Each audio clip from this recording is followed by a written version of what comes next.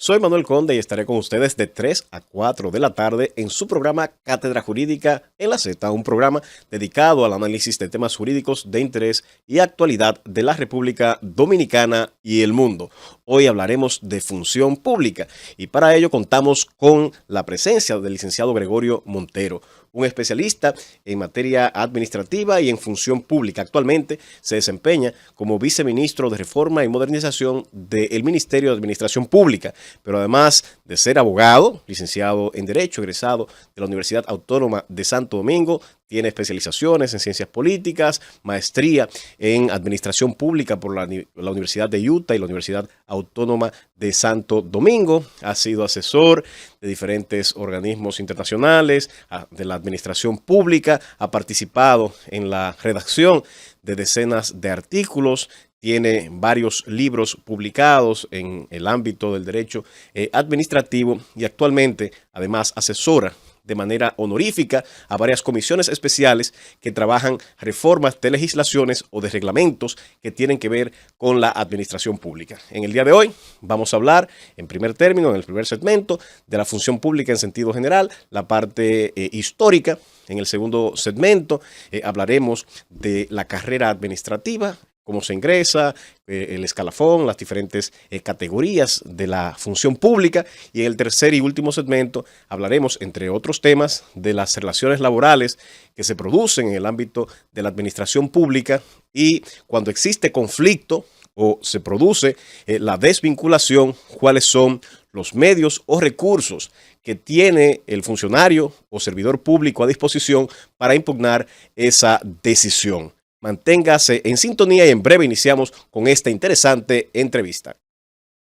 Continuamos en Cátedra Jurídica en la Z. Como le anunciaba, vamos a hablar en el día de hoy de función pública. ¿Y quién mejor que el profesor, el destacado catedrático Gregorio Montero para hablarnos de este tema, quien además de, como le decía al inicio, de ese largo currículo que exhibe, es y se desempeña actualmente como viceministro de Reforma y Modernización del Ministerio de Administración Pública. Largo título que está largamente también justificado por ese aval académico que tiene nuestro querido invitado. Bienvenido, Gregorio, a este espacio. Un placer inmenso, Manuel, tener esta oportunidad de compartir con los seguidores de tu programa y a conversar sobre un tema que es de mucho interés, pero también muy conflictivo. No solo en República Dominicana, en los países de la región suele ocurrir. Pero vamos a ver qué es este concepto de qué es la función pública y dónde nació este concepto, sobre todo el de profesionalización de la función pública. Sí, mira, yo pienso que con el nacimiento del Estado, el surgimiento de la administración pública como tal, inmediatamente plantea la necesidad de no solo de tecnificar las instituciones como tal, sino también de capacitar al personal que debe servirle a las instituciones. Entonces, eso ha sido un esfuerzo histórico. Es decir, a veces algunos piensan que estas cosas se las quiere inventar uno en el país. No, nosotros, además de que estamos convencidos de esto, de que la profesionalización de la función pública es fundamental para el desarrollo de las naciones, hay unos indicadores. Otros países que han podido avanzar es como consecuencia de un régimen de servicio civil, como se denominaba antes, porque esa era la nomenclatura más utilizada, sobre todo en Europa y en Norteamérica, sobre todo en Estados Unidos. Entonces, si las instituciones públicas requieren de personal para cumplir su cometido, ese personal tiene que ser cualificado. Entonces, surge el concepto de servicio civil, sobre todo los ingleses lo desarrollaron muy bien en teoría y en praxis. También los alemanes.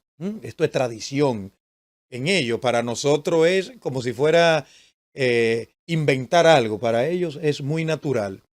Y precisamente esta corriente caminó por toda Europa, llegó a Estados Unidos y a través de Estados Unidos es que a nosotros nos llega el tema del servicio civil con la segunda para algunos, primera para otros, intervención del 16 al 24, que ellos crearon la denominada Comisión Nacional del Servicio Civil, que era la responsable de hacerle las pruebas de conocimiento y de otro tipo a quienes aspiraban a ocupar un cargo público.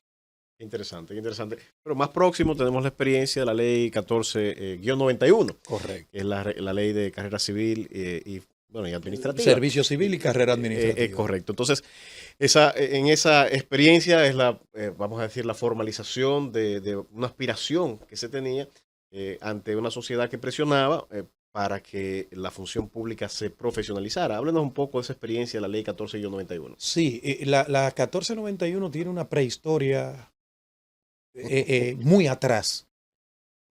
Te menciono una que fue ya del siglo pasado, ¿verdad? Fue del siglo del año 20 específicamente, esta decisión. Pero antes de eso, muchos esfuerzos se hicieron, se registran en la historia administrativa de nuestro país. Por ejemplo, antes de ser república, y esto es importante que el público lo entienda, porque ni siquiera lo iniciamos nosotros. Esto inició hace muchos años. Antes de ser república, en la declaración, en el acta constitutiva de nación, en el intento de acta constitutiva de nación con la independencia efímera, 1821. 1821. ¿Sabe lo que decía? No teníamos constitución, aspirábamos a una constitución en ese momento, pero apenas era como el acta de nacimiento de lo que iba a ser el Estado en esta parte de la isla. Decía, los empleados del Estado solo podrán ser destituidos de sus funciones si se demuestra en su contra la comisión de una falta grave. ¿Qué te está reconociendo ahí? El principio de mérito. Así es. Desde ese momento, claro, todos sabemos lo que pasó en la historia, no cuajó el proceso, 1844. Un artículo en la Constitución del 1844 era categórico, al decir que los empleados públicos solo podían ser destituidos si mediaba una decisión en la que se asumía que cometió falta en el ejercicio de sus funciones. Pero 10 años después se eliminó este principio en la Constitución santanista. Hasta ahí llegó, jamás apareció. Jamás apareció algo relacionado con el mérito en el texto constitucional. Por eso fue que nosotros pasamos tantas vicisitudes para haber materializado jurídicamente el tema de la función pública, del servicio civil y la carrera administrativa, que por fortuna, como bien has dicho, ocurrió en el año 1991, pero habiendo mediado otros hechos. ¿Sabe que hasta Trujillo hizo allante, como decimos en buen dominicano? Por allá por el año 42, hizo crear el Consejo Nacional del Servicio Civil, pero evidentemente un sistema de mérito no encuadra en una dictadura. Claro. Y después, a partir del año 1965-66, el prócer, decimos nosotros, de la Administración Pública Dominicana, de la Administración Científica, Raimundo Amaro Guzmán, junto a un equipo, en ese momento, compuesto por Luis Chequer Ortiz, Víctor Melitón Rodríguez, fallecido lamentablemente, igual que Raimundo Amaro, Cristóbal Gómez Yanguela, también fallecido. Nosotros le decimos a ellos, y Teobaldo Rodríguez, para que no se me olvide ninguno. Ese proceso inició en el año 1966, la última etapa. Se prepararon 9 anteproyectos de ley entre el 1966 y el año 1989, que fue el último que se preparó, y por fortuna fue aprobado con muchas dificultades, eso sí, producto de una situación difícil que había en ese momento, un llamado a huelga general de la que se denominan tumbagobierno, y el presidente de entonces, Joaquín Balaguer, tuvo que llamar a negociar.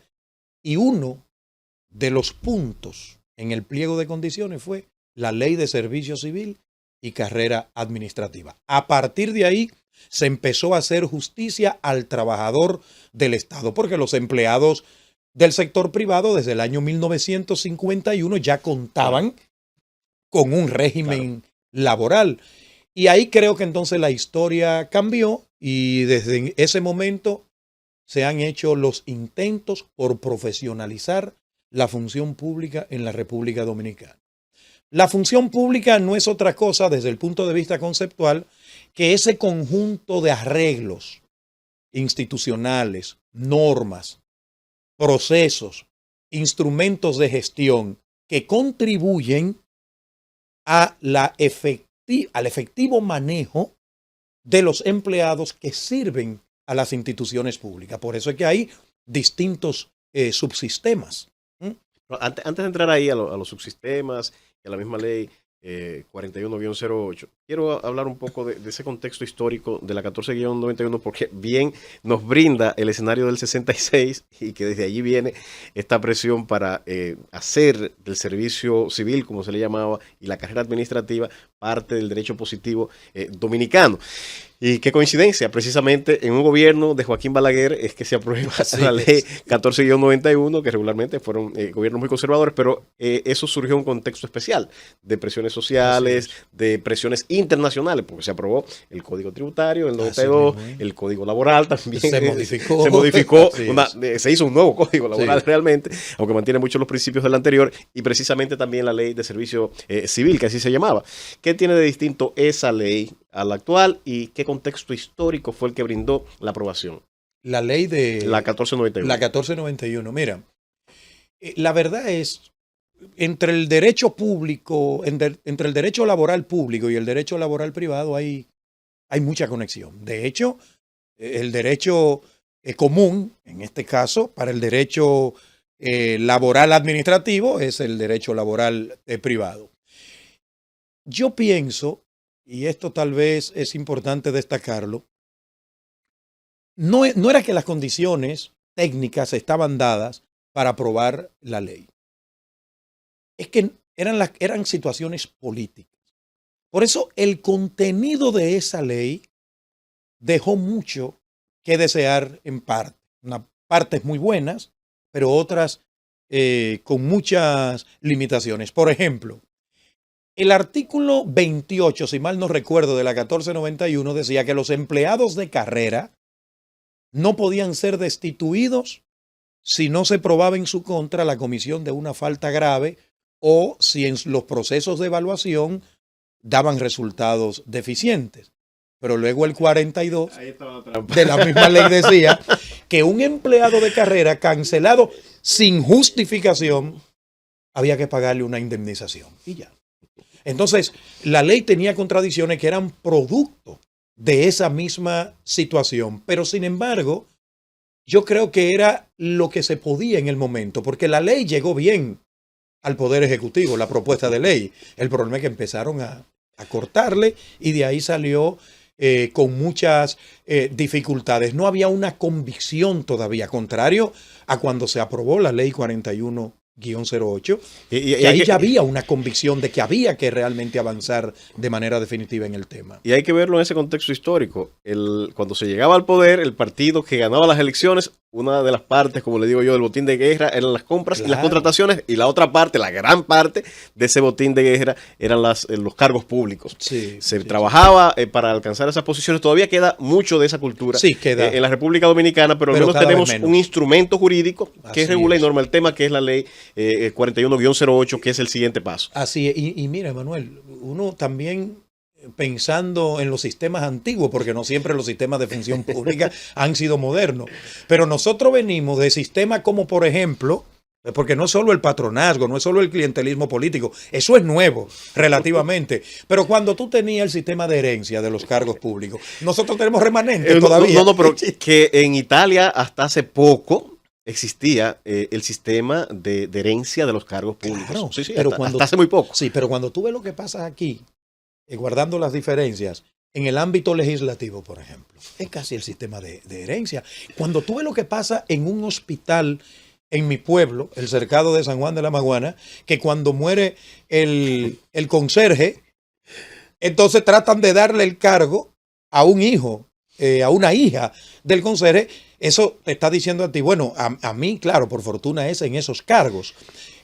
Pero también teníamos el sistema de la rifa prácticamente, del sorteo de cargos públicos. Es decir, venimos de esos sistemas. La República Dominicana yo creo que pasó casi por todos, de alguna manera, aunque no fuera con la formalización. Entonces, ya cuando pudimos hablar... Pero sí aclarar, en términos positivos, es decir, de norma, esos sistemas nunca existieron, no, pero en la práctica, de facto, sí, de facto se producían. Sí, y en la parte política, eso se da en toda parte del mundo, porque inclusive tenemos castas en Estados Unidos, que es un país de una democracia muy consolidada, donde hay incluso padres e hijos que han sido presidentes y castas completas que tienen un liderazgo especial. Eso, digo yo, es como el oficio. A veces hay abogados, familias de abogados muy conocidas, familias de médicos muy conocidas, pero en cuanto a la función pública, siempre que sea en el apego de la ética y de los principios de carrera, ahí hay que someterse y sujetarse a lo que dice la ley. Es lo que nos gusta de la ley 41-08. Que a mi juicio es un avance significativo con relación a la 14-91. ¿Cuáles son esos avances que se lograron en la 41-08? Sí, tú sabes que a partir de la década del 2000, por fijar alguna temporalidad, en aquel momento la Oficina Nacional de Administración y Personal, hoy el Ministerio de Administración Pública, inició y ha mantenido hasta la fecha una relación muy estrecha en el ámbito internacional. Entonces, muy pendiente de todo lo que va ocurriendo. Por ejemplo, el Centro Latinoamericano de Administración para el Desarrollo, que es el que promueve la reforma del Estado en toda la región y orienta, aprobó en el año 2002 la Carta Iberoamericana de la Función Pública. Ya nosotros veíamos que la ley nuestra, la 14-91, no era suficiente ni era lo que se requería en ese momento. Iniciamos ese proceso de ver hacia dónde debía girar la reforma. Y la reforma fue total. O sea, uno dice reforma, pero realmente es una nueva ley. Así como ocurrió con el Código Laboral, el Código del Trabajo, así mismo ocurrió con estas normas que son de derecho público, el derecho de la función pública. Cambió todo, cambió el esquema. Por ejemplo, los subsistemas técnicos de gestión de recursos humanos fueron transformados totalmente, porque de hecho no estaban ni siquiera bien deslindados en la 1491 ni en su reglamento de aplicación. Se dio más garantía a la función pública, se aclaró más el tema de la carrera administrativa. Fíjate que asumimos incluso otro concepto. Conceptos que ya estaban, claro, establecidos por otro lado. Así es. Entonces, fue un cambio total.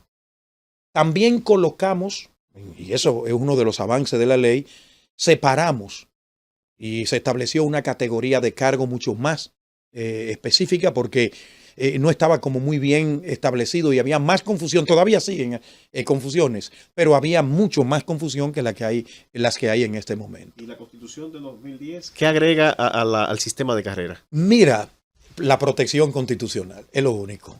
Porque ya, y era lo que te comentaba hace un momento, no apareció jamás en la vida, desde el 1854 hasta el 2010, la función pública en la Constitución. Entonces, lo que hicimos fue darle sustento a lo que ya estaba establecido en la ley 41-08, darle sustento constitucional. ¿Por qué? Porque si tú lees los artículos 142 en adelante, tú te vas a dar cuenta que no dice muchas cosas distintas a lo que dice la ley de función pública. Y la ley de función pública fue primero. Pero, por ejemplo, constitucionalmente se protege, se establece el mérito, se protege la carrera administrativa. El principio de estabilidad es asumido desde la propia Constitución. Pero, algo muy importante. Pero también le agrega el de responsabilidad. El de responsabilidad. Pero algo muy importante, Manuel. Dice la propia Constitución que la cancelación de un empleado de carrera sin observar las causales establecidas en la ley es un acto inconstitucional. Estamos hablando con uno de los mejores especialistas, sino el mejor. Ay, no me comprometa. En la ley 41-08 en función pública y en sentido general, uno de los mejores también en materia de derecho administrativo, el licenciado Gregorio Montero, viceministro de Reforma y Modernización del Ministerio de Administración Pública. Vamos a hacer una breve pausa y en el siguiente segmento vamos a hablar de todo lo que tiene que ver con el estatuto de la función pública. No se pierda, manténgase ahí, que en breve continuamos con esta interesante entrevista. Continuamos en su cátedra jurídica en la Z. Tenemos como invitado especial al viceministro de Reforma y Modernización del Ministerio de Administración Pública, Gregorio Montero, hablando de función pública. Ahora vamos a hablar de la estructura precisamente de la función pública. Y yo quiero que nos hable, en este segundo segmento, de cuáles son los principios que rigen esa estructura de la función pública. Sí, la ley realmente recoge esos principios tradicionales que desde tiempos atrás se entendían que eran los básicos para garantizar un sistema de empleo público profesional, porque al final de cuentas eso es lo que se trata, de eso es que se trata. Y por eso uno de los principios centrales de un sistema de carrera está, por ejemplo, el principio de igualdad de acceso o de libre acceso, que lo que plantea es que todo el que entienda que tiene las condiciones para ocupar determinado cargo que ya ha sido especificado como de carrera sobre todo, pueda tener la oportunidad de ingresar. Entonces, ese libre acceso, esa igualdad de acceso como principio es fundamental. Pero hay otro principio que es central, el principio de mérito. Los procesos de selección de empleados para la carrera, siempre tenemos que hacer la aclaración para la carrera administrativa, tienen que garantizar que el que se quede con la posición sea el que presente el mayor mérito. Y otro principio para asegurar lo que estamos diciendo, sobre todo la profesionalización, es el principio de estabilidad.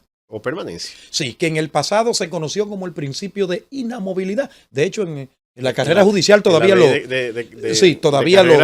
asumen. Así es. Sí, lo que pasa es que llegado a este punto uno dice, bueno, el principio de inamovilidad no existe como tal, porque la propia norma, el propio ordenamiento jurídico dice cuáles razones llevan a que tú pierdas la condición. Claro. Entonces ya la inamovilidad ahí queda en juego. Entonces nosotros hablamos de estabilidad condicionada, que eso es importante también que lo sepan, sobre todo quienes manejan recursos humanos en las instituciones públicas. No es una estabilidad incondicional.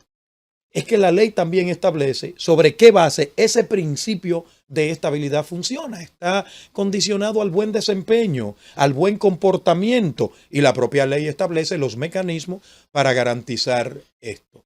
Esto es sumamente interesante entenderlo, porque hay quienes predican en contra de la función pública y sobre todo su profesionalización. Cuando al fin de cuentas lo que persigue precisamente es que cualquier ciudadano que tenga el talento y el mérito pueda acceder a la función pública, tal y como usted ha señalado, y también que se establezca el mérito como esa condición de acceso a la función pública y la permanencia en la función como una seguridad para que el servicio público al fin de cuentas sea de la mayor calidad posible. No obstante, la ley no es una ley rígida. Establece una serie de categorías y quisiera que nos hablara de las diferentes categorías que ha creado la ley para dar la flexibilidad a los que tienen la responsabilidad. Así es. De dirección, de poder designar en función de esa categoría a un funcionario o a otro dentro de ella. Sí, en ese contexto la ley establece por un lado una categorización y por otro lado establece un sistema de clasificación de los cargos. El de la categorización me dice claramente, para que no quede ninguna duda, que en la función pública hay los que se denominan los cargos de libre nombramiento y remoción. Y hay una subcategorización que son los cargos de alto nivel o los cargos políticos, claro, y los cargos de confianza. ¿Y qué hay que decir? Que tiene su razón de ser. Ah, claro que sí. Tiene su razón de ser. Cuando se vota a un partido político determinado, ese partido político lleva un programa de gobierno. Así mismo es. Y aquellos que designan en las funciones de dirección tienen que asegurar que esa promesa de gobierno se cumpla, y entiendo que el sentido de tener esos cargos de confianza, sobre todo en esa subcategoría de los cargos de dirección, ha de ser esa. Así es. Y así funciona en toda parte en el mundo. O sea, hay unos cargos que dependen de la voluntad exclusiva del presidente, su designación. Incluso fíjate que las leyes no andan colocando muchos requisitos para esos cargos que no sean los requisitos generales. De hecho, en el pasado tú veías que podíamos tener a un ingeniero como ministro de Educación. Pero que pase en otros países. En Europa, Claro en que Europa es muy sí. frecuente. Lo que se quiere es que ese sea un buen gestor. Es un buen gestor. Y además, a un ministro no se le paga para que haga las cosas. Es para que se asegure de tener en cada posición al que va a hacer bien las cosas. Es lo que va a supervisar, a conducir, a llevar la política del sector o de la institución. Esa es una de las categorizaciones que tenemos. Por Entonces, otro lado, en ese grupo caen los ministros, directores los ministros, generales, viceministros, directores generales. En los de confianza de la subclasificación o de la subcategorización están los asistentes, los asesores, el chofer de un ministro. Esa es la otra subcategoría. Tenemos la primera categoría, que es los de cargos de dirección. De dirección. Y la otra subcategoría, que son aquellos cargos. Los que son apoyo directo a la gestión de esos altos cargos. Correcto. Entonces ahí tenemos a los choferes. Al asistente, a la secretaria del ministro, porque los choferes, por ejemplo, del área de transportación ya no se consideran cargos de confianza. Eso ya entran en los cargos de estatuto simplificado. Ahí hay una discusión que yo siempre sostengo, porque dentro de los de carrera, y vamos a hablar de ellos ahora, están el director de finanzas, el de jurídica, y uno dice, caramba, pero donde yo pongo mi cabeza es precisamente en esa parte de la administración, que quizás son puntos se están sacando en la reforma de la ley. Perfecto, porque son... no se aguantó más la presión. No, pues yo entiendo que hay quizás razón. Hay un punto, realmente hay un punto. Porque hay una propuesta para modificar la ley. Sabe que después de 16 años hay ajuste que hacer. La administración pública en estos tiempos es extremadamente dinámica. Y es un poco de que adecuar la ley a las circunstancias. Y por ahí hay una reforma planteada. Mira, la otra categoría de cargos son los cargos, lo que comentaba, de estatuto simplificado. Esos son los cargos de oficios diversos. Los cargos de servicios generales. Los cargos de apoyo a la gestión. Por ejemplo, el chofer que te comentaba en un momento. El recepcionista, la recepcionista. Ese es un cargo. Todavía hay instituciones que tienen, por ejemplo, a un plomero. Eso van a desaparecer de la plantilla, porque ya eso lo que hace es que se contrata por fuera, se aplica outsourcing en este caso. Entonces, esos son cargos, por ejemplo, el conserje, esos son cargos de estatuto simplificado. Y están mal llamados cargos temporales, que no son cargos temporales. Que la ley ahí se cometió un error con la ley, eso se está subsanando. Lo que son es empleados en condición de temporalidad. Por ejemplo, la otra clasificación, la otra categorización son los cargos de carrera. Entonces, los cargos de carrera tienen que llenarse por vía de los concursos. Pero tú puedes tener un cargo vacante y tú requieres llenar ese cargo. Y no puedes esperar 2 o 3 meses que dura ejecutar un concurso de libre competición. Entonces, se le da la potestad a la autoridad de designar temporalmente a esa persona. Pero él es el que está como temporal hasta tanto se haga el concurso. Esa figura se desnaturalizó totalmente y tenemos gente hasta con 10 años de temporalidad. ¿Sabes que la temporalidad en la administración pública dominicana siempre ha sido un problema? Pero que es un problema también en otras administraciones de otros países eso sí, que también utilizan y en las que existe esa misma fórmula legislativa y son situaciones de irregularidad. Claro, y incluso de precarización del trabajo. Claro, evidentemente. Muy delicado eso porque, por ejemplo, mira, los colombianos han tenido un problema terrible en ese sentido. En Colombia, el tribunal competente le ha dado en la madre al Estado porque es una forma de precarización. Claro. En Chile va a pasar algo parecido. Esa es la forma, vamos a decir, civilizada de decirle a la manera de evadir la aplicación de la ley. El ordenamiento jurídico. En lugar de yo agotar el proceso que me dice la ley y poner un funcionario de carrera, lo que hago es colocar a alguien con una condición de temporalidad y así tengo un poder de decisión Claro, respecto a él. una discrecionalidad. Una discrecionalidad injustificable. Entonces, vamos a ver ahora cómo se ingresa. Me da la tentación de entrar al marco comparado con Colombia, que también tiene un régimen bastante desarrollado de función pública. Pero bueno, vamos a quedar en la República Dominicana y vamos a hablar de la carrera. ¿Cómo se ingresa a la carrera de la función pública? Perfecto. Entonces, esa es la otra clasificación que la mencioné de soslayo para poder explicar lo del denominado temporal. Entonces están los cargos de carrera, la esencia del funcionamiento de la administración pública. Aquellos que ocupan los cargos, que son los cargos sustantivos para que las instituciones puedan cumplir con su objetivo, con su responsabilidad. Y por eso es que es para los únicos cargos que la ley establece la realización de concursos de libre competición. Es decir, hay una vacante de un cargo de carrera, aquí no opera la discrecionalidad de la autoridad pública. Aquí opera un proceso técnico, porque no nos podemos olvidar, Manuel, y esa es una de las dificultades del derecho administrativo, es que el derecho administrativo tiene que desarrollarse sobre la base de otras ciencias, pero una ciencia tan complicada como la de la administración. Lo que pasa es que mucha gente piensa que cuando yo le aplico a lo público, yo no aplico administración científica. Ese ha sido un problema serio en América Latina y la República Dominicana ha tenido también que cargar con él. Entonces, los concursos son instrumentos científicos, instrumentos técnicos, para garantizar que los principios que habíamos comentado anteriormente. La única forma que la ley establece para ingresar a la carrera administrativa son los concursos de libre competición.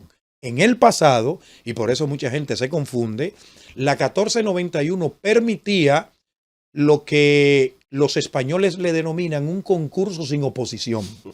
Es decir, yo compito contra mí mismo.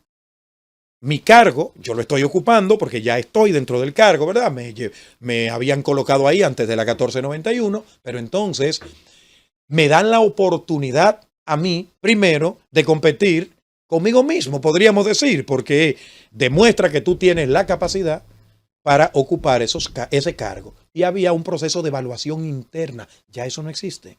Aunque tú estés dentro de la administración ocupando la posición, tienes que someterte al concurso de libre competición. Es lo que manda la ley vigente. Entonces, usted se prepara, compite en ese concurso, que habrá pliegos, pruebas, exámenes, pasa esa oposición, se filtra, se saca el mejor, ingresa ya a carrera. Entonces, a partir de ahí, ¿cuáles son las condiciones en las que se administra esa persona hasta llegar, vamos a decir, a otros escalafones dentro de la administración pública? Sí, uno de los principios que no señalé antes es el principio que se denomina como desarrollo. La llamada profesionalización. Sí, que incluye todo es la profesionalización.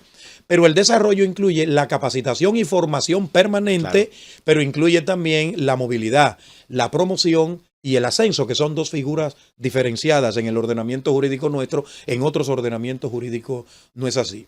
Cuando ya ingresas a la carrera administrativa, la gente cree que eso es patente de corso. No. Tú adquieres una mayor responsabilidad porque tú vas a ser evaluado anualmente.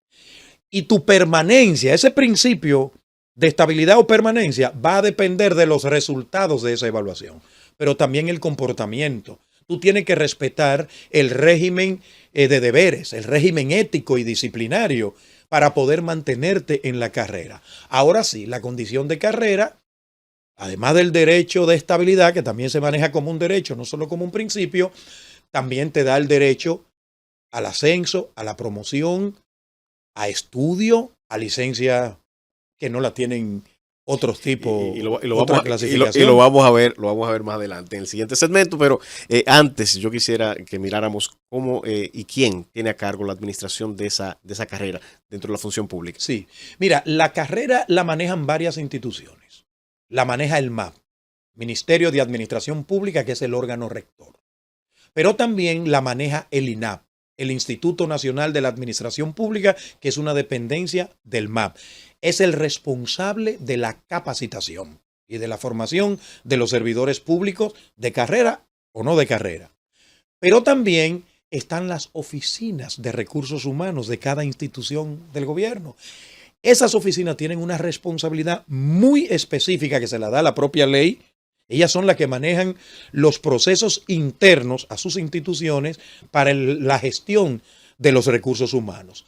También hay una comisión de personal que es responsable ya no solo de la carrera, pero también de la carrera, sino de la función pública en sentido general, que es la denominada comisión de personal, que es un mecanismo de resolución alternativa de conflicto a lo interno de la propia administración. Estamos con el licenciado Gregorio Montero, viceministro de Reforma y Modernización del Ministerio de Administración Pública, en una interesante entrevista relativa a la función pública. Vamos a una breve pausa, pero manténgase ahí porque en el siguiente segmento vamos a hablar de temas muy interesantes. Vamos a hablar de las relaciones laborales en la función pública y también de algo que sé que a muchos de los que nos están escuchando y viendo en este mismo momento le interesa, es qué pasa si yo siendo de carrera me desvinculan. Es decir, la parte ya contenciosa, la parte de las impugnaciones y todo este procedimiento que se produce en caso de que se cometa alguna injusticia y que se desvincule a un funcionario de carrera. Manténganse ahí que hablaremos de eso y otros temas más de interés relativos a la función pública. Seguimos en Cátedra Jurídica en la Z con el licenciado Gregorio Montero hablando de función pública. Nos toca hablar del régimen laboral del servidor público, del funcionario público. ¿Qué cosas tiene similares, qué cosas tiene diferentes al régimen laboral ordinario del sector privado? Sí, bueno, hay mucha diferencia en términos de conceptos, no, se manejan los mismos conceptos. Pero vamos a hablar, por ejemplo, de conceptos específicos. La jornada laboral. La jornada laboral. Las vacaciones, sí, la licencia. Licencia. Aquí hablamos de derechos generales, hablamos de derechos especiales. En el Código de Trabajo no se utilizan esos conceptos. Hablamos de derechos adquiridos, prestaciones laborales, ese es el vocabulario del derecho laboral. Aquí hablamos de prestaciones económicas. Okay. Prestaciones económicas porque era precisamente por algún tipo de prestación que no encaja en el sector público, claro. Como por ejemplo el tema de la liquidación, ¿verdad? De la participación en los beneficios de la empresa. Claro. Eso no existe acá, entonces para evitar confusión. Pero en términos generales es prácticamente lo mismo. Ahora, por ejemplo, el régimen de vacaciones.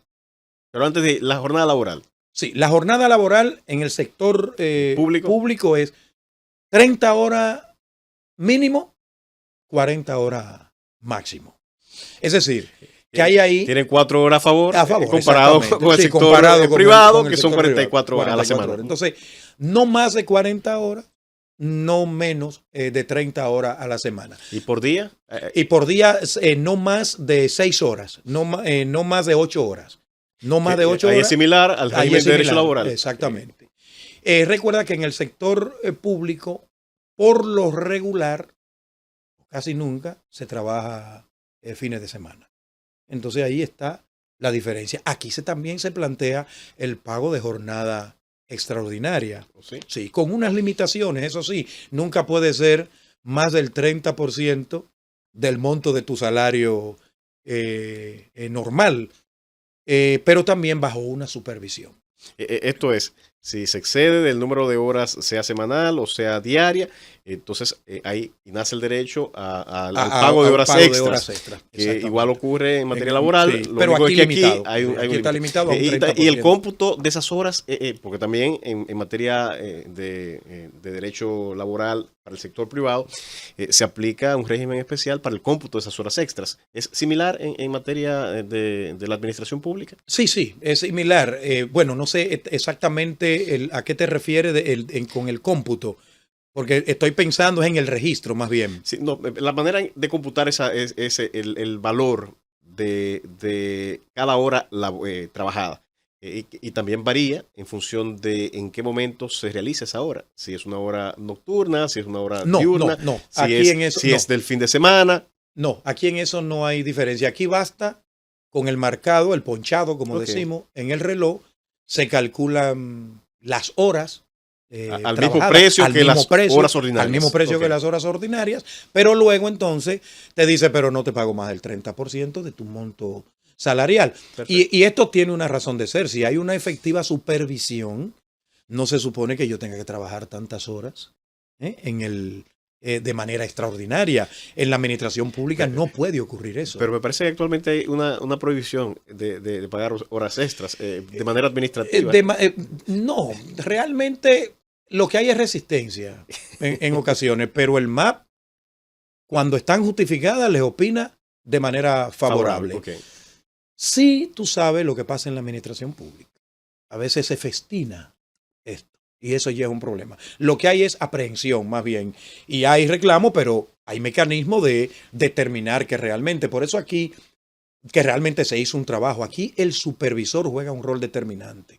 Porque también tú sabes que se pueden dar algún nivel de negociaciones. Claro. Entonces, cuando no es una prohibición como tal, es que le tienen el ojo bien, muy puesto a todo esto. Incluso en el propio Ministerio de Administración Pública en ocasiones ha habido que tomar algunas decisiones en ese sentido. Que es lo correcto, porque es su función. Claro, pero que tampoco se supone que tú dejes de trabajar en tu horario normal, hacer lo que te corresponde en tu horario normal para pretender quedarte y que te paguen jornadas extraordinarias. Lo que pasa es que hay que justificarlo muy bien para que el MAP de la no objeción. Excelente. ¿Y el tema de las vacaciones, cómo funciona en la función pública? Sí, tú sabes que una de las razones por las que algunas instituciones públicas que pretenden aplicar el Código de Trabajo, que hay algunas pretendiendo aplicar el Código de Trabajo, yo no sé cómo, pero lo pretenden, es que lo que más lo limita es el régimen de vacaciones, porque el régimen de vacaciones del sector público es envidiable. Por ejemplo, un empleado que haya trabajado entre 1 y 5 años tiene derecho a 15 días de vacaciones. Uno que haya trabajado entre 5 y 10 años tiene derecho a 20 días. Si ha trabajado entre 10 y 15 años, 25 días. Y si ha trabajado más de 15 años, tiene derecho a 30 días laborables de vacaciones. Tiene algunas limitaciones. Por ejemplo, no se puede pagar, tú no puedes acumular más de 2 periodos de vacaciones, pero está prohibido el pago de vacaciones a empleados públicos. Eso salvo que haya sido destituido, y eso es parte de los derechos adquiridos que entonces hay que reconocerle. Pero tú activos no puedes recibir pago de vacaciones, es decir, la ley establece que es obligatorio el disfrute de las vacaciones y que la acumulación hasta 2 periodos tiene que ser por razones institucionales. Es decir, la institución tiene una situación especial y no te puede otorgar tus vacaciones este año, la acumulas para el próximo año. Igual opera para los que tienen esas posiciones, bueno, esto es para las posiciones de carrera. No, esto es para todos los empleados. Entonces, para todos los empleados, esto quiere decir que los funcionarios de alto nivel, ¿sí? Por igual no pueden acumular. Ellos acumulan y cuando se van reciben el pago, pero pueden acumular nada más 2. Excelente, excelente. Nada más 2. Entonces, otras cosas que quisiera saber para hacer un sistema comparado entre la función pública y el derecho laboral del sector privado, es la parte que tiene que ver con las licencias, los permisos. ¿Hay algún elemento distintivo entre un régimen y otro? Sí, porque es más amplio el régimen laboral público en lo que respecta a licencias y permisos. Okay. Por ejemplo, permiso es hasta 3 días okay. Aquí en el derecho público. Y de 3 días en adelante se denomina entonces licencia. Ese es el concepto que aplica, es el de licencia. Ahora, permiso, por ejemplo, por razón de la muerte de algún familiar y dependiendo de la cercanía, se maneja hasta cierto punto discrecional por la autoridad pública, pero tiene hasta 3 días derecho de permiso. Permiso por razones de estudio. Por ejemplo, si por algún motivo has tomado una asignatura que te choca con el horario de trabajo, tiene hasta 2 horas de permiso en el día para atender tus estudios. Eso sí, todo eso tiene que ser justificado. Hasta ahí sigue siendo permiso. Y cuando ese funcionario quiere o decide estudiar en el exterior y de alguna manera solicita... Solo el de carrera. Ese es un derecho especial para los empleados de carrera, que puede disfrutar de licencia, así mismo lo denomina la ley, para fines de estudio o de investigación. Perfecto. Y ahora, uno dice, bueno, funcionario de carrera, está mérito, está la permanencia, la profesionalización. Pero, ¿qué ocurre si ese funcionario de carrera comete una falta? Mira, si comete una falta y la ley establece el procedimiento para determinar la comisión de esa falta, si la falta es de tercer grado o es reincidencia en una falta de segundo grado, la ley manda la destitución. ¿Un ejemplo de falta de segundo grado? Por ejemplo, la falta de respeto a la autoridad pública, dejar de asistir un día a su trabajo porque ya dos días es abandono de cargo. Un día sin ninguna justificación, esas son faltas de segundo grado. Una falta de tercer grado, que no hay ninguna mediación, sustraer bienes de la institución, incurrir en hechos de violencia con compañeros de trabajo, con una autoridad o con algún usuario del servicio. ¿Y cuáles son las consecuencias de la comisión de una falta de primer grado, segundo grado, tercer grado, según corresponda? Mira, la de primer grado llevan una amonestación escrita. La de segundo grado llevan una suspensión hasta de 90 días sin disfrute de salario. Y la destitución, y la falta de tercer grado, la destitución con inhabilitación. Entonces, esa destitución, ¿qué implica? ¿Que no se le paga prestaciones, no se le da ningún beneficio? Bueno, los derechos adquiridos, sí, definitivamente, si se le debían unas vacaciones, si tenía unas vacaciones pendientes, eso sí, pero nada de indemnización y nada de otro tipo de beneficio. Por ejemplo, los bonos, todo eso se pierde. Ahora bien, en una situación hipotética distinta, que yo sé que hay muchos oyentes que están curiosos y esperando esta consulta en esta cátedra jurídica, cuando se produce una desvinculación injusta de un funcionario de carrera, ¿cuál es la consecuencia de esa desvinculación? Mira, lo primero es que la ley manda a la restitución y al pago de los salarios caídos. Okay. Y ya tú sabes que por el tema de responsabilidad civil, si él entiende que hubo algún daño causado en ese interín, entonces podrá también pedir ser resarcido. Pero tiene que ser restituido si la razón por la que se le destituyó no es legal, no está fundamentada en la norma. Y entonces, para edificar, ese funcionario de carrera que fue desvinculado fuera del marco, lo que establece la ley, ¿qué pasos debe seguir a lo interno de la administración? O si también puede irse directamente al Tribunal Superior Administrativo. Sí. En ese caso, lo primero que el MAP recomienda es que se acerque a la Dirección de Relaciones Laborales del MAP. Es como atención al usuario que se ve afectado en uno de sus derechos. Allá plantea la situación, el MAP inmediatamente emite una opinión. Una opinión conforme a derecho. También el MAP le puede recomendar, dependiendo de lo que vea, que convoque la comisión de personal para buscar una salida amistosa y evitar contratiempos. Eso sí, el empleado, son recomendaciones, si él está de acuerdo. También ese empleado, si quiere, no va al MAP. Mi recomendación es que vaya al MAP para que tenga la orientación de primera mano, pero él puede incoar si desea. Esa es la interpretación que le damos al tema en el MAP. Puede incoar el recurso de reconsideración. Excelente. Puede incoar el recurso jerárquico o puede irse directamente al Tribunal Superior Administrativo solicitándole la anulación de esa decisión. Y ahí vamos a mirar. Eso es primero el agotamiento de la vía administrativa. Esto es, el recurso de reconsideración es y donde el mismo funcionario que tomó la decisión de desvincularlo, decirle, mira, reconsidera que lo hiciste mal. Ese funcionario decide ratificar, bueno, pues entonces tiene la posibilidad de ir al superior jerárquico, que ese es el llamado recurso jerárquico. Ahí se agota la vía administrativa. Pero también tiene la opción de ir a la vía judicial. Ahí teníamos la discusión fuera del aire, ya para cerrar. La 1307 dejaba fuera de esa opción. Ahí tenemos un sistema, la 1307, la que digo yo, somete totalmente toda la administración pública a la revisión judicial o a la sujeción a la revisión judicial o a la legalidad. Entonces, en esa ley se plantea la opción para todas las materias, pero deja fuera el tema de la función pública. Luego viene la 107-13 y ahí viene la discusión. No dice nada a ese respecto.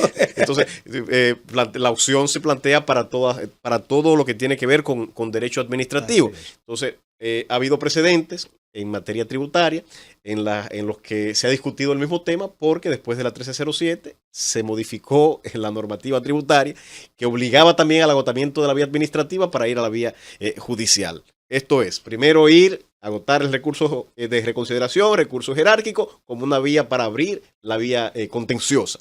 Y hay jurisprudencia que señala que a partir de la 107-13, bueno, pues el régimen también tributario se sujeta a la opción, de manera que usted puede optar a agotar la vía administrativa o decidir irse a la vía contenciosa. Lo que estamos diciendo aquí es que usted es de opinión, sí, que también en esta materia ha de aplicarse el mismo principio y que por tanto ese funcionario público que se siente afectado en sus derechos puede ir directamente al tribunal sin agotar la vía administrativa. Es correcto. Bueno, es correcto. Bueno, por ahí es que y el MAP cada vez que emite una opinión relacionada, esa es la interpretación que realmente, o esa es la vía que realmente recomienda. Y bueno, y si al fin de cuentas la administración se equivocó, la decisión que eventualmente venga es ordenarle a la administración restituir. Sí. Si pasaron 5 años en ese proceso, en esa discusión, además de restituirlo, los salarios dejados de devengar durante la situación que estuvo fuera de la administración. Licenciado Montero, agradecemos enormemente su presencia en esta cátedra jurídica en la Z. Espero que no sea la última vez. Próximamente lo estaremos invitando para hablar de otros temas de derecho administrativo. A ustedes, amigos oyentes, dar las gracias por su sintonía cada sábado, invitarlos a continuar con la programación de la Z101, con la Migra Z, que es el siguiente programa, y el próximo sábado, de 3 a 4 de la tarde, sintonizar Cátedra Jurídica en la Z.